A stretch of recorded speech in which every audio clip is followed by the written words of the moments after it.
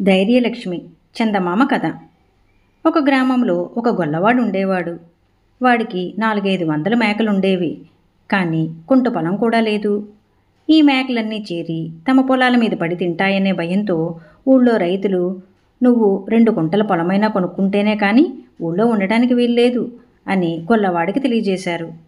విధిలేక గొల్లవాడు అప్పు చేసి ఊరికి దూరాన 2 కుంటల పొలం కొన్నాడు. అందులో ఇంకే పైరు కాదని జొన్నలు వేస్తే అది కూడా సరిగా పండలేదు. కొంతకాలానికి గొల్లకు కళ్ళు కనిపించకుండా పోయాయి. పొలం పని గొల్లవాడు కొడుకు మీద పడింది. వాడు కూడా తండ్రిలాగా పొలంలో జొన్న పంట వేశాడు. ఇలా ఉండగా ఒకనాడు ధాన్యలక్ష్మి, ధనలక్ష్మి, ధైర్యలక్ష్మి నేను గొప్పంటే నేను గొప్ప అని తమలో తాము వాదులాడుతూ ఈ జొన్న చేను దగ్గరకు వచ్చారు. ఈ గొల్ల పిల్లవాణ్ణి చూడండి, ఈ కాస్త పొలము పండక వీడెన్ని అగచాట్లు పడుతున్నాడు.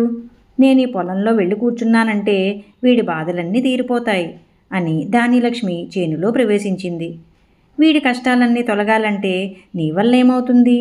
వీడికి అసలు లాభం నేను చేస్తాను అంటూ ధనలక్ష్మి డబ్బు మూట రూపం ధరించి గొల్లపిల్లవాడు చేను నుంచి ఇంటికి వెళ్లే దారిలో కూచుంది. పిచ్చి అమ్మాయిల్లారా, నేను వీడి నెత్తికెక్కితే మీ వల్ల ఏమి లాభం ఉంటుంది అని ధైర్యలక్ష్మి వాడి నెత్తికెక్కి కూచుంది. ధాన్యలక్ష్మి చేనులో ప్రవేశించగానే పైరంతా ఏపుగా పెరిగి విరగపండింది.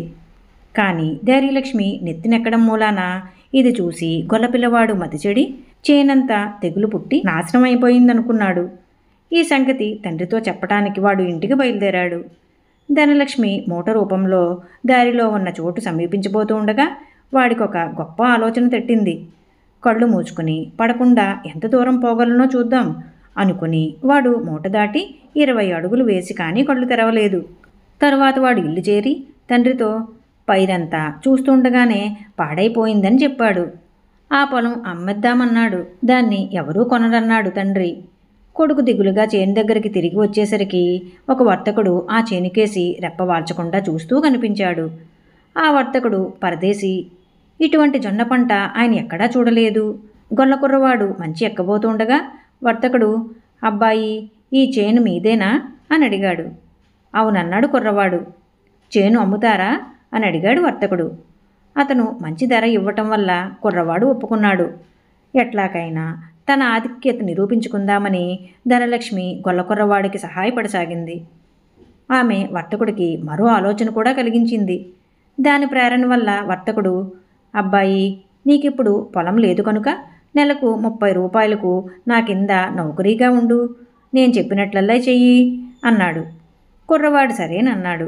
వర్తకుడు తన బళ్ళ మీద సరుకులన్నీ అవతల పారేసి వాటి మీద జొన్న మొక్కలు కంకులతో సహా కొట్టించి వేయించాడు. కుర్రవాణ్ణి వెంట తీసుకుని బయలుదేరాడు. పోగా పోగా ఒక పట్నం వచ్చింది. వర్తకుడు ఆ పట్నంలోని రాజుగారి దగ్గరికి పోయి, ఈ జొన్న పంట చూశారా? ఇటువంటిది ప్రపంచంలో ఎక్కడా ఉండదు. వీటిని మీ రాజ్యంలో పండించారంటే ఇక తిండి కొరతే ఉండదు. అంబారీతో సహా ఒక ఏనుగునిచ్చారంటే ఒక బండి మొక్కలిస్తాను అన్నాడు. రాజు అంగీకరించాడు. మరొక బండీడు వర్తకులకమ్మి వర్తకుడు గొల్లపిల్లవాడికి జరీతో నేసిన బట్టలు కట్టబెట్టాడు. వాణ్ణి ఏనుగు మీద ఎక్కించి కొన్ని రోజుల అనంతరం మరొక పెద్ద పట్నం చేరాడు.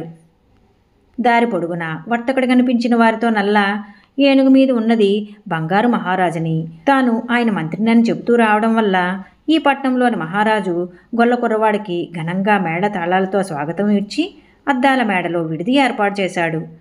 భోజనాలు చేసి వర్తకుడు గొల్లపిల్లవాడు దర్బారుకు వెళ్లారు. అక్కడ వర్తకుడు ఆ జొన్న మొక్కలను గురించి అందరికీ ఇలా చెప్పాడు. మా బంగారు మహారాజు గారి రాజ్యంలో ఎంత పనికిమాలిన బీడిలో కూడా ఇలాంటి పంట పండుతుంది. అందుకనే శ్రీవారి రాజ్యంలో ఎక్కడ చూసినా బంగారం తప్ప కనబడదు. రాజుకు రాణికి ఒక ఆలోచన వచ్చింది. ఈ మంత్రిగారిని మంచి చేసుకుంటే బంగారు మహారాజు తమ కుమార్తెను చేసుకుంటాడేమో అనుకున్నారు. వర్తకుని పిలిపించి అడిగితే శ్రీవారితో చెప్పి చూస్తాను అన్నాడు.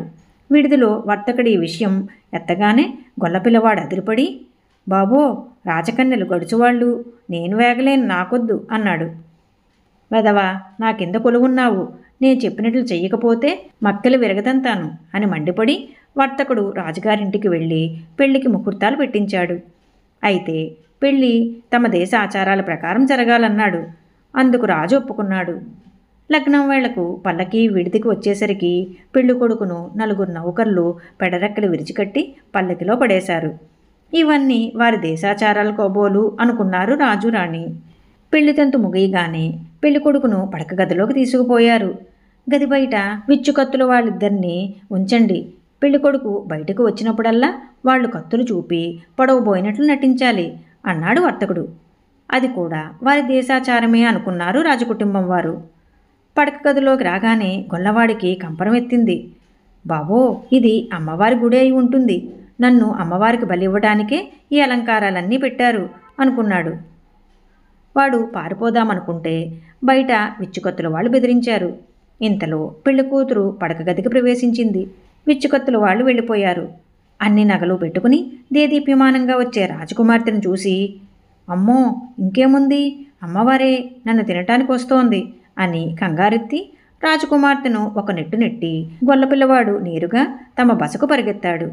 వాణ్ణి చూడగానే వర్తకుడు మండిపడి, దౌర్భాగ్యుడా, నీ మొహానికి రాజకూతుర్ని కట్టబెడితే పారిపోయి వస్తావురా అంటూ వాణ్ణి చావచేత కొట్టేశాడు. మన్నాడు రాజుగారు వర్తకుని పిలిపించి, ఏమిటండి మంత్రిగారు, మీ రాజుగారు మా పిల్లని తోసేసి వెళ్ళిపోయారట. మా వల్ల జరిగిన నేరమేమిటి అని అడిగాడు. నేరం కాదుటండి, రాత్రి ఏనుగు తొండమంత ధారతో వర్షం పడిందట. ఇటువంటి వేళ పునఃసంధానమా అని మా రాజుగారు ఆగ్రహపడ్డారు అన్నాడు వర్తకుడు. వాన పడింది లేంది కూడా విచారించకుండానే రాజుగారు పురోహితులను కొరడా దెబ్బలు కొట్టించి సరి అయిన ముహూర్తం పెట్టండి అని ఆజ్ఞాపించాడు. వాళ్ళు కుయ్యో మొర్రో అని ఏడుస్తూ, క్షమించండి, ఈ రాత్రికి మంచి ముహూర్తమేనండి అన్నారు రాజుతో. రెండో రాత్రి కూడా గొల్లపిల్లవాడు అదే విధంగా పారిపోయి బస చేరి వర్తకుడి చేత ఎముకలు విరక్కొట్టించుకున్నాడు. ఈ నేరం 2 సార్లు చేశావు. ఈ రాత్రి పారిపోయి వచ్చావో ఈ కత్తితో నీ గొంతు కోసి తీరుతాను. దెబ్బలతో నువ్వు బాగుపడేది కల్లా. ఇక నేను క్షమించేది లేదు, జాగ్రత్త అన్నాడు వర్తకుడు. ఆయన రాజుగారి దగ్గరికి పోయి, మీ పురోహితులు బొత్తిగా బుద్ధి లేని వాళ్లలాగుంది. రాత్రి ఏనుగు తలకాయంత ధారతో వర్షం పడిందట అన్నాడు. పురోహితులు మళ్ళీ దెబ్బలు తిని, మహారాజా క్షమించండి, రాత్రి దుర్ముహూర్తం ఉండినట్లు అనుమానంగా ఉంది. ఇవాళ రాత్రి దివ్యంగా ఉంది అన్నారు. మూడో నాడు రాత్రి మళ్ళీ గొల్లపిల్లవాణ్ణి పడక గదిలోకి పంపారు. ఈసారి తన చావు అమ్మవారి చేతిలోనో వర్తకుడి చేతిలోనో రాసిపెట్టి ఉందని నిశ్చయం చేసుకుని వాడు వణుకుతూ కూర్చున్నాడు. మీ ఇద్దరి బండారము బయటపడిందా అన్నది ధైర్యలక్ష్మి మిగిలిన 2 లక్ష్ములతో. ఈ మాటంటూ ఆమె గొల్లవాడి నెత్తిమీద నుంచి దిగి వచ్చింది. వెంటనే గొల్లవాడికి అప్పటి వరకు ఉన్న ఆలోచనలన్నీ మారిపోయాయి. ఈ వర్తకుడు ఎంత మంచివాడు, నాకు ఏనుగు అంబారి జరీ బట్టలు ఇచ్చాడు, నాకొక రాజకుమార్తెను పెళ్ళంగా చేశాడు. నేను వెర్రివెదవలాగా ప్రవర్తించరాదు, రాజులాగా ప్రవర్తించాలి.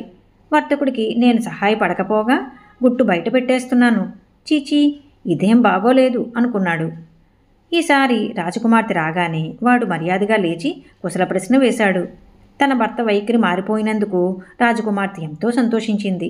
చిట్ట చివరకు ధైర్యలక్ష్మి అనుగ్రహం వల్ల గొల్లవాడు రాజై శాశ్వతంగా మామగారి రాజ్యంలోనే ఉండిపోయి ఆయన తదనంతరం రాజైనాడు.